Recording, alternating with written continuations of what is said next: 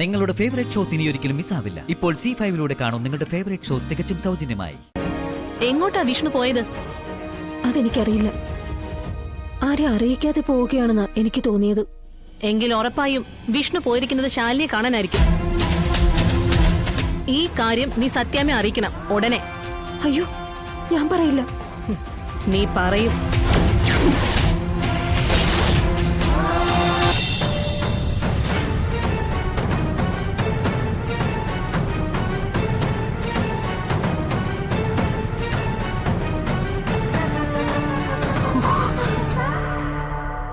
മോളെ,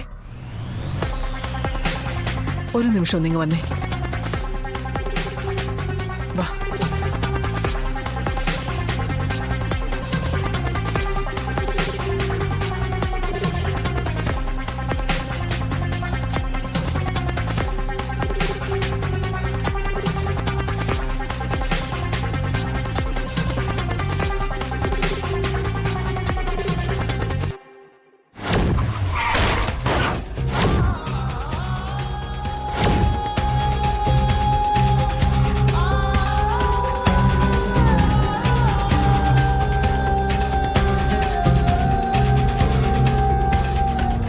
നീ നടന്നു, ഞാൻ വന്നേക്കാം.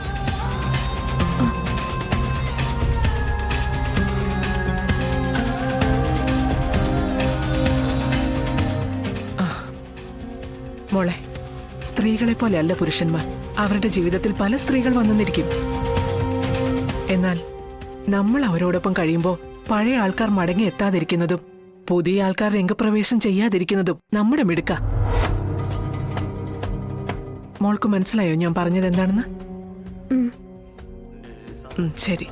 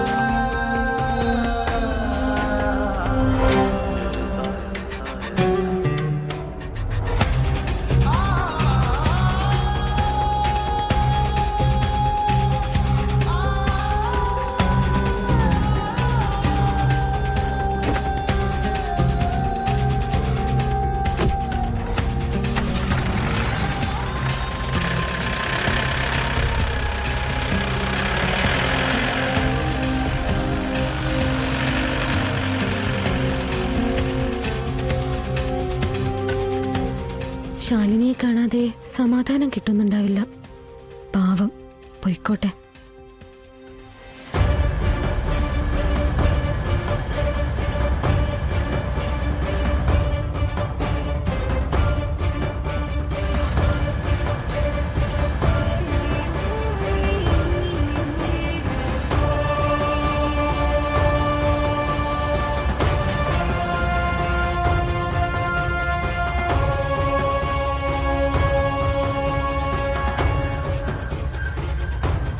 ഞാൻ കാർത്തികയ്ക്ക് കൊടുത്ത ഡോസ് ഒന്നും ഏറ്റില്ലേ? അവൾ ഇതുവരെ വിളിച്ചില്ലല്ലോ. അല്പ അനുസരണ കുറവുള്ള കൂട്ടത്തിലാന്ന് തോന്നുന്നു. ശരി, അങ്ങോട്ട് തന്നെ വിളിക്കാം. ആവശ്യം എന്റേതായി പോയില്ലേ?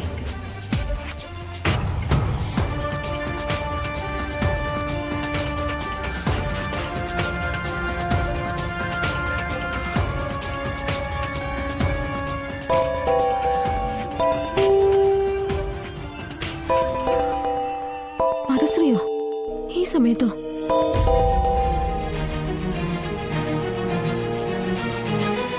ഉറങ്ങിയില്ല മധുശ്രീ? എന്നെ അങ്ങ് ഉറക്കി കളയല്ലേ നീ? എന്താടി നീ എന്നെ വിളിക്കാത്തത്? ഞാൻ വിളിക്കാൻ പ്രത്യേകിച്ചൊന്നും ഉണ്ടായില്ല ഇവിടെ.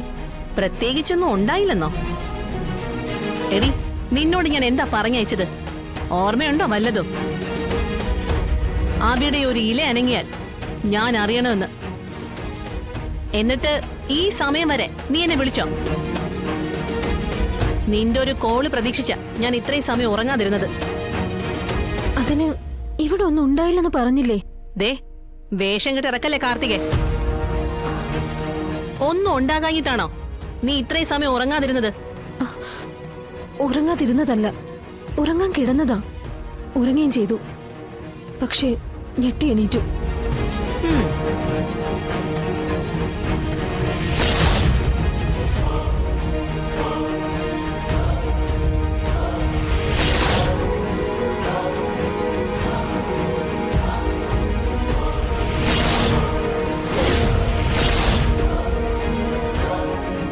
എങ്ങോട്ടാ വിഷ്ണു പോയത്?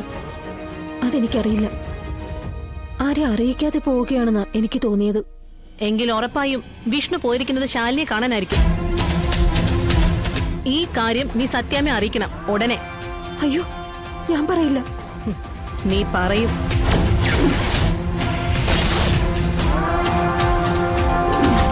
ഒരൊറ്റ ഫോൺ കോളിന്റെ കാര്യമേ ഉള്ളൂ.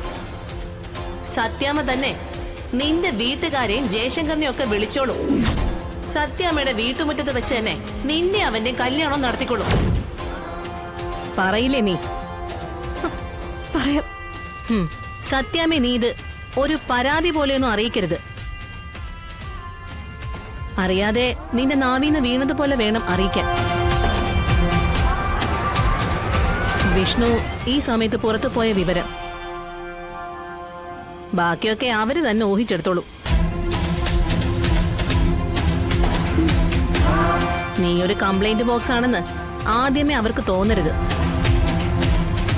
ഭർത്താവ് പഴയ ഭാര്യയെ കാണാൻ പാതിരാത്രി ഇറങ്ങി പോകുമ്പോ നിശബ്ദമായി കണ്ണീർ കുടിച്ചിറക്കുന്ന കണ്ണീർ നായിക, അതാണ് നിന്റെ റോൾ. മനസ്സിലായോ? കേട്ടല്ലോ? കേട്ടു. പറഞ്ഞതുപോലെയൊക്കെ നടന്നിരിക്കണം. അപ്പോ ബൈ.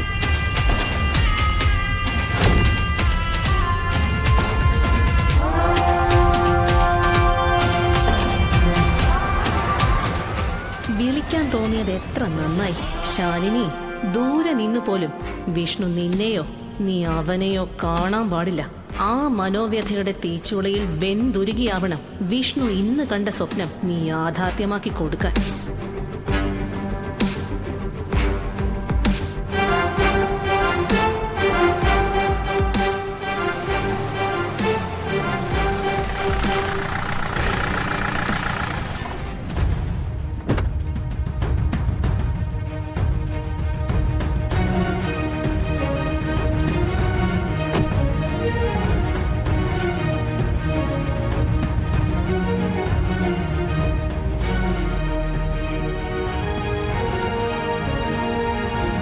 ഡൗൺലോഡ് ചെയ്യൂ C5 ആപ്പ്. കാണൂ എല്ലാ എപ്പിസോഡുകളും സൗജന്യമായി.